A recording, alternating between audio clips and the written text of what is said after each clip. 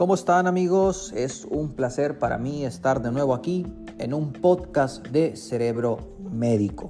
El día de hoy, en esta sección de sinapsis, quiero que hablemos un poquito acerca de el síncope. Si es la primera vez que me estás escuchando, déjame decirte que Sinapsis es un programa donde resumimos los temas de medicina que usualmente pueden servirte para ese pase de visita o pueden servirte para repasar esos temas que muchas veces por tiempo no podemos repasar.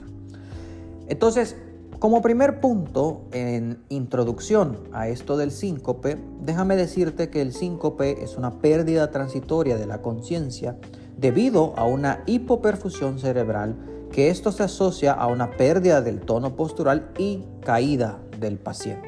La característica principal del síncope es que de inicio rápido, de corta duración, y el paciente tiene una recuperación espontánea completa. Si bien es cierto, el síncope puede presentarse de forma súbita, hay algunos síntomas que pueden preceder a este síncope, que pueden alertar al paciente que va a tener un episodio de síncope.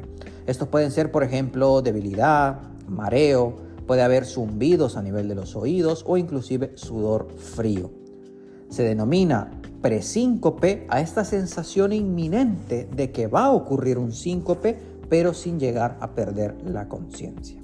Es importante que cuando nosotros vamos a considerar el síncope en un paciente, tenemos que plantear algunos diagnósticos diferenciales. La diferenciación entre síncope y cuadros que no son síncope puede ser a veces un poco compleja, pero aquí la historia clínica es la herramienta más útil.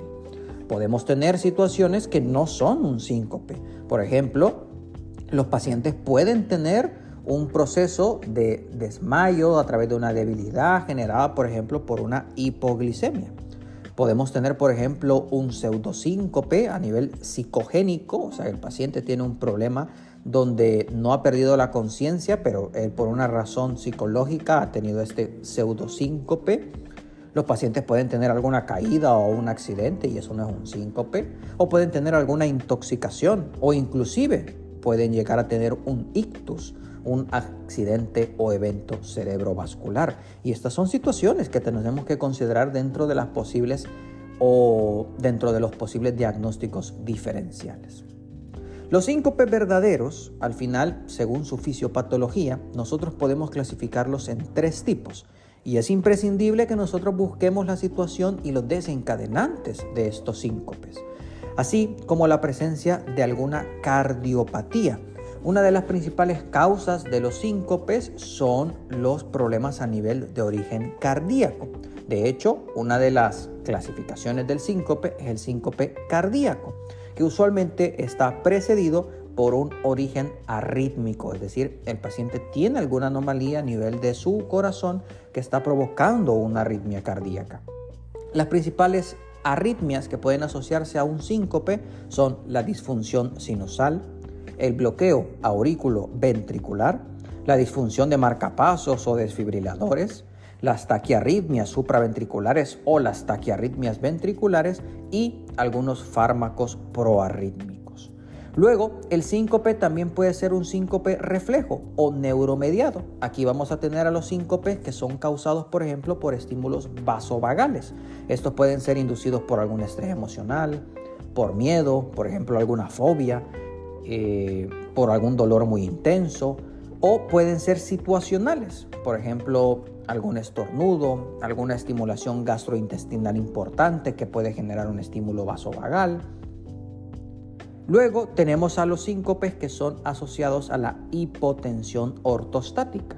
Aquí usualmente podemos tener pacientes que tienen fallos autonómicos primarios, por ejemplo, pacientes con Parkinson o alguna enfermedad de los cuerpos de Lewy, o pueden tener fallos autonómicos secundarios, como los pacientes que tienen neuropatía diabética, amiloidosis o algún daño a nivel medular.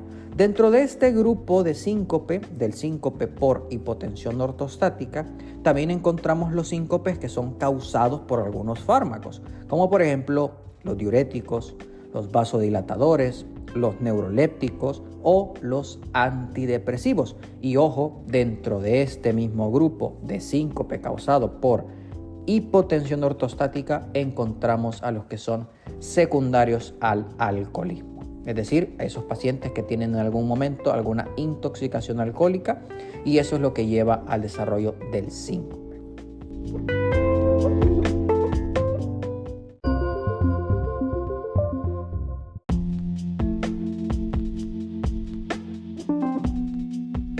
Entonces, ¿qué podemos hacer con estos pacientes? Lo primero es hacer una historia clínica completa donde nosotros exploremos si el síncope se presenta o no con el esfuerzo, si los pacientes tienen alguna palpitación o angina de pecho antes de que ocurra el síncope, si el síncope ocurre en decúbito o en bipedestación, si hay prodromos. Hay que hacer una investigación sobre la historia personal de la persona, si tiene enfermedades coronarias, alguna cardiopatía, una historia familiar completa, sobre todo buscando antecedentes de enfermedades cardíacas o muerte súbita.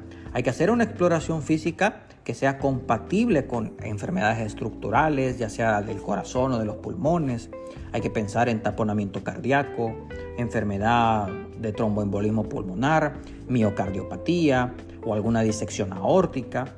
Y sobre todo hay algunas pruebas que son básicas y a la vez casi mandatorias en estos pacientes que tienen historia de síncope. Como ya hablamos, una de las principales razones o condiciones que puede llevar a que una persona desarrolle síncope es un problema a nivel del corazón, o sea, problemas a nivel del nodo sinusal o del nodo aurículo-ventricular, es decir, a nivel del sistema eléctrico del corazón. Por ello es de que una de las pruebas inmediatas, casi mandatorias, es el electrocardiograma. En este electrocardiograma nosotros tenemos que ir a buscar si hay arritmias, trastornos a nivel de la conducción sinusal o aurículo-ventricular, como ya hablábamos, algún bloqueo aurículo-ventricular o alguna disfunción sinusal. Además, se pueden hacer otro tipo de estudios. Por ejemplo, podemos hacer el test del ortostatismo o la bipedestación activa, que básicamente es medir la presión arterial en decúbito supino y después de 3 minutos en bipedestación. En estos pacientes vamos a considerar el test positivo cuando tengamos una caída de 20 milímetros de mercurio o más en la presión sistólica y de 10 milímetros de mercurio o más en la presión diastólica, que además sea sintomática y que tenga usualmente una presión arterial sistólica por debajo de los 90 milímetros de mercurio. Podemos también hacer un masaje en el seno carotidio, que es diagnóstico si esto reproduce el síncope con una pausa mayor de 3 segundos o con alguna caída de más de 50 milímetros de mercurio en la presión arterial, y podríamos en algún momento valorar una analítica y una radiografía de tórax para ir a buscar si existen anomalías pulmonares o a nivel del corazón. Si con esta evaluación inicial se alcanza el diagnóstico, se procede a tratar al paciente dependiendo de cuál es la causa que está llevando al síncope, y si no, se le denomina como síncope de origen desconocido.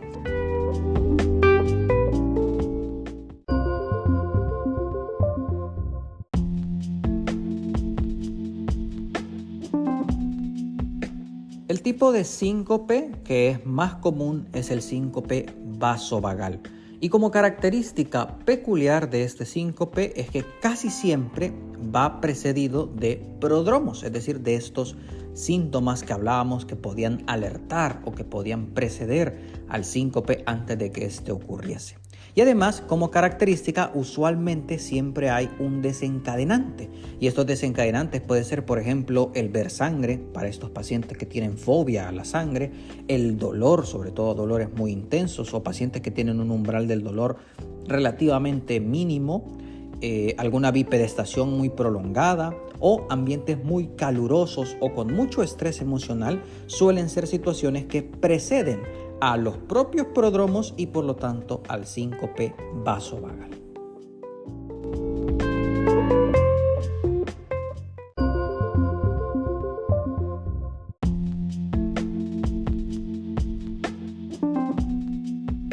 El tratamiento. ¿Cómo tratamos el síncope? Cuando identificamos una causa del síncope, por ejemplo un bloqueo auriculoventricular, se trata la causa. El bloqueo es tratable con cierto tipo de medicamentos como la atropina. El tratar, por ejemplo, una situación como un tromboembolismo pulmonar es posible y eso puede que resuelva el síncope. Pero hay ciertas situaciones como el síncope vasovagal que no tienen un tratamiento específico. De hecho, el tratamiento consiste en educar al paciente, explicarle lo benigno del cuadro, a pesar de que obviamente sí hay riesgos por las recurrencias del síncope. Una persona que tiene una pérdida súbita de la conciencia en la calle puede impactar sobre el pavimento, sobre la acera, y eso causarle un traumatismo cráneoencefálico. Obviamente esta es una situación que pone en riesgo al paciente. Por suerte, estos síncopes vasovagales, en su mayoría, como ya hablábamos, son precedidos por lo que llamamos prodromos, estos síntomas que alertan al paciente que va a pasarle un síncope. Puede que el paciente que está escuchando un zumbido en el oído o que ha empezado a sudar frío y que él ya sabe que padece de esta situación, pueda mejorar si hace unas maniobras que se llaman contrapresión isométricas. Por ejemplo, cruzar las piernas cuando el paciente está de pie o en bipedestación. Eso puede ayudar a cortar la evolución del síncope. Y al final estos pacientes tienen que estar educados. A veces estos pacientes tienen el suficiente tiempo como para saber, tengo el zumbido en los oídos, estoy a punto de perder la conciencia. Y obviamente esto requiere un apoyo social, familiar, donde obviamente el paciente tiene un círculo de apoyo que ya saben que él puede llegar a padecer de estos síncopes. Puede que en algún momento sea útil aumentar la ingesta hidrosalina y evitar los diuréticos y los vasodilatadores.